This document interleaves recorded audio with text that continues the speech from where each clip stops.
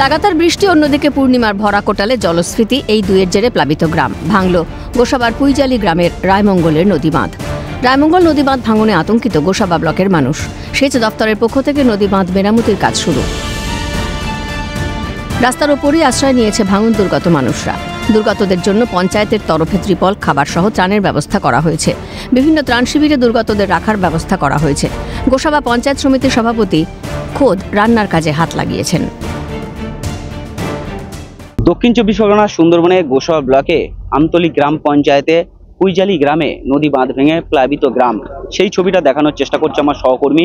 সকাল থেকে সেচ দপ্তরের আধিকারিকরা তারা নদী বাঁধের কাজে হাত লাগিয়েছে, বুক চিতিয়ে তারা লড়াই করছে। ঘটনাস্থলে রয়েছে সুন্দরবন কোস্টাল থানার পুলিশ এবং গ্রাম পঞ্চায়েতের প্রধান, সভাপতি সহ অন্যান্য আধিকারিকরা ঘটনাস্থলে রয়েছে। ধান চাল তো সব নষ্ট হয়ে গেছে, ঘর বাড়ি তো সব ভেঙে গেছে। আমরা এখন এই বাগানে বসে আছি।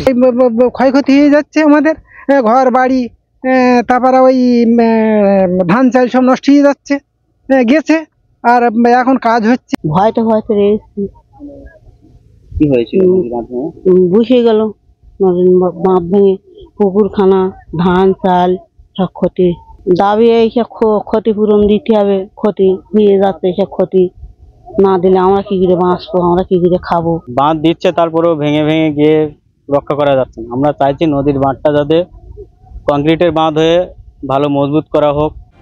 নদী বাঁধ ভাঙনেও তুঙ্গে শাসক বিরোধী তরজা। ভাঙন রোধে কেন্দ্রের টাকা বরাদ্দ হলেও কাজ হয়নি। কাটমানি ইস্যুতে সরব বিজেপি।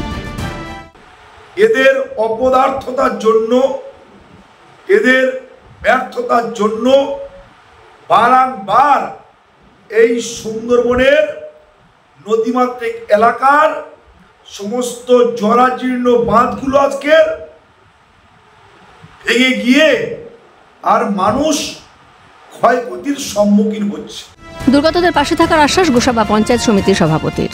আমতলী গ্রাম পঞ্চায়েতের পঞ্চায়েত সমিতি থেকে শুরু করে আমরা সবার উদ্যোগে এই বাঁধ মেরামতে মানে সর্বতোভাবে আমরা সাহায্য করছি।